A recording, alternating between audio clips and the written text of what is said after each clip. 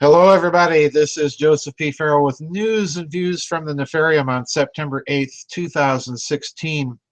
What a weird week. And there's been one little incident that I haven't seen much coverage of, at least in the United States, with all of the focus on the American presidential selection. Really a referendum, you might say, much like Brexit. But in any case, there has been a very interesting piece of news that's been reported in the United Kingdom, in the UK Mail, and in also the Sun, two tabloid newspapers in the United Kingdom. I want to talk about these because it's very important. I'm operating here in this case with the assumption that this story was not about an accident. It may well prove to have been nothing more than an accident, but I'm going to list my reasons for assuming that it is not toward the end of this broadcast when I give you my high-octane speculations. But in any case, the first story that I've linked for you is from the UK Daily Mail. And the headline there is, Vladimir Putin's official car is involved in a head-on crash in Moscow, which killed the Russian president's favorite chauffeur. And I'm going to read just a few paragraphs here from this article. And then I want to draw your attention to the second article that I've linked, the Sun article, because there's something in it that I find very disturbing. Perhaps some of you out there won't find it so disturbing, but I really did. In any case, here's what the UK Daily Mail article says. Quote, Russian media has revealed that a head-on crash in which a man was killed involved Vladimir Putin's official black BMW. However, the Russian president was not in the car at the time when it was struck head-on by another vehicle which crossed over from the opposite side of the road. Closed-circuit TV images of the footage taken on Kutuzovsky Avenue in the Russian capital, Moscow, show how the Mercedes collided head-on with the presidential BMW. Now, that's a very important point to keep in mind because, of course, President Putin, number one, is at the G20 summit right now in China when this accident happened. So if indeed this was an attempt on his life, that fell rather short for rather obvious reasons. But I don't think it was an attempt. I think it was a message, all right? But we're going to get to that in a minute. Now, the very second to the last paragraph in this UK Daily Mail article states that, quote, police have only confirmed that they are investigating without giving any further details, unquote. Now, you can bet your bottom dollar that if the Russian president's limousine is involved, then it's not just the police that will be investigating this accident, it will be the Russian intelligence services that will be investigating it as well. Now, the interesting thing here is that the Sun article, which I've linked for you, and I want you all to go look at that article because it has, at least as of this recording, the closed-circuit television footage of the accident as it's occurring on Kutuzovsky Avenue in Moscow, all right? And it's only about 10 seconds long, and the accident occurs at the very beginning of this video. You have to kind of watch very carefully, and the accident occurs on the left side of your screen, all right? And it happens very quickly. So you're going to have to watch this very, very carefully. But in any case, what you see in the video is, first of all, what looks to be a car speeding down the extreme left lane of Kutuzovsky Avenue, and it swerves across the median. It strikes the Mercedes, and then the first car spins out into the middle of Kutuzovsky Avenue. And that, I think, is the car, supposedly, that President Putin's favorite chauffeur was driving. So in other words, the car that crosses the median, I think, is actually the limousine, the official limousine of President Putin, all right? Now, the question then becomes, why does he swerve across the median in such a reckless fashion and have a head-on collision? Well, the answer is, as we probably all know, that somebody took over the car's controls remotely. All right. We've seen stories, similar stories here in this country with the death of reporters in California. Very evidently, their cars were taken over and they were plowed into a tree and the car burst into flames. They died. All right. So it does appear to me that someone takes over the control of the limousine, which is, it should be pointed out, a limousine made in the West. It's a German limousine, BMW.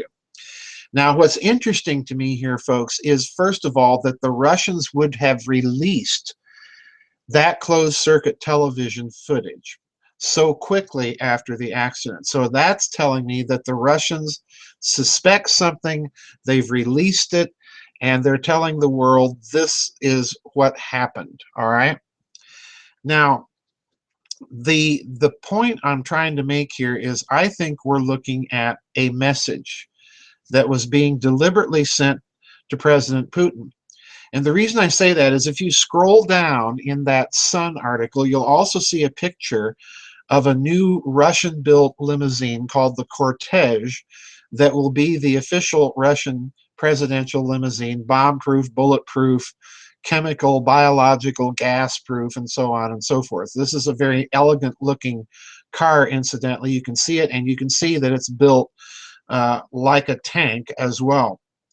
So in other words, the Russian president has been driving around, apparently, in an automobile that's not really up to security standards here, all right? And a Western-built limousine at that. Now, the reason this, I think this also indicates that this is a message is that, of course, as I said, President Putin right now is at the G20 summit in China.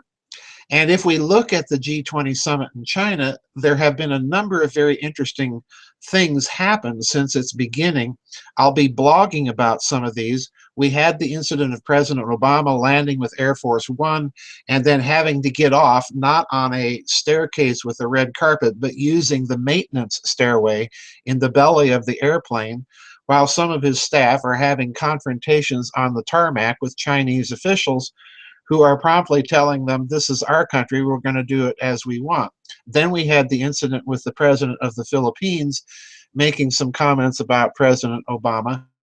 And now Japanese Prime Minister Shinzo Abe inviting the Philippine president to private talks during the summit. So in other words, there have been some serious rebuffs to President Obama as the context and backdrop for this. So if I'm correct, and this was a message, and again, you have to watch that video that the Sun has linked there. This is the actual closed-circuit television footage of the accident in Moscow, which the Russians have let out, all right? So the real question is, who sent the message, and what was the message? And I think, first of all, if this was a message, the message is rather obvious as in the form of who sent it. It's that rogue group, as far as I'm concerned, within the West. It may even be that faction I've been calling the fascist mafia, the Nazi International, whatever you want to call it. But at least it's a rogue group. It may be the neocon globalists. Who knows? But I think the message is coming from the West. And what's the message? Well, the message is rather obvious. We can get you anywhere, anytime. You better play ball. Now, the problem here is, of course, I don't think the Russians are going to play ball at all. If anything, sending messages of this sort to the Russians only tends to make them more stubborn and to dig in more deeply. My real concern here is that if this is a message, the Russians are going to be very coy about how they control the release of information about this incident. And they may end up saying it was an accident, but they may come out and point out some suspicious things about it, but they're going to do that at politically opportune moments, all right? If it is a message, we can fully expect a Russian response of some sort. And I think that message has already been started with the way the Chinese have handled President Obama. All right, they clearly were giving him a snub, and I think more of those messages are in order. But I think the Russians are going to respond somehow.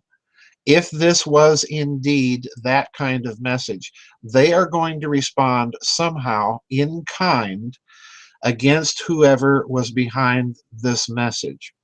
It may come in the form of a similar accident. It may come in the form of more hacking into Western financial or political institutions, and so on and so forth. But this, I think, was a significant event, given the timing, given the context in which it occurs, and given the fact that the Russians have released this closed-circuit television footage so very quickly after the accident itself.